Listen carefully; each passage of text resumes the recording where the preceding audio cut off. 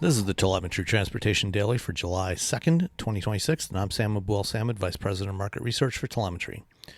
Several years ago, as part of its plan to create an electric vehicle production hub in central Ohio, Honda decided to retool two of its assembly plants, produce large-scale castings for battery cases, and create a cell production facility in partnership with LG Energy Solution.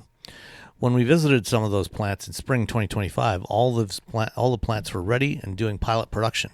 However, in January of this year, before volume production of the Acura RSX, the first of four scheduled vehicles, began, Honda canceled its entire North American EV program, including the Afeela joint venture with Sony.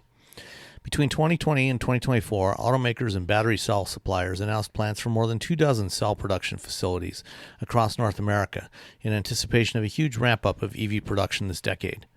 But then it all fell apart with bad product plans from automakers and a war on all green technologies by the second Trump administration.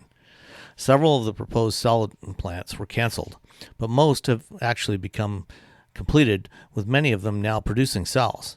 It's just that most of these cells aren't going to EVs, as automakers and cell producers have pivoted toward stationary energy storage. LG Energy Solution was among the first, canceling plans to produce EV cells at its Holland, Michigan plant expansion and producing lithium iron phosphate cells for energy storage instead. LG has or had joint ventures with several automakers, including GM, Stellantis, and Honda. The GM joint venture plant in Spring Hill, Tennessee, is now also going to supply LFP cells to LG to assemble into containerized batteries, and this week, Honda has launched production at its plant in Jeffersonville, Ohio, that it will provide to LG.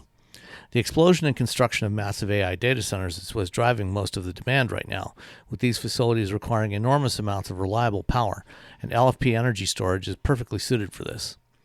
It's estimated that by 2030 there will be demand for 110 gigawatt hours per year of these systems, and even if data center construction slows, there are a lot of other facilities, including solar and wind farms, that can utilize the storage.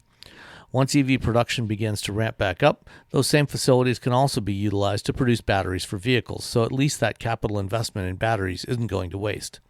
Thanks for listening.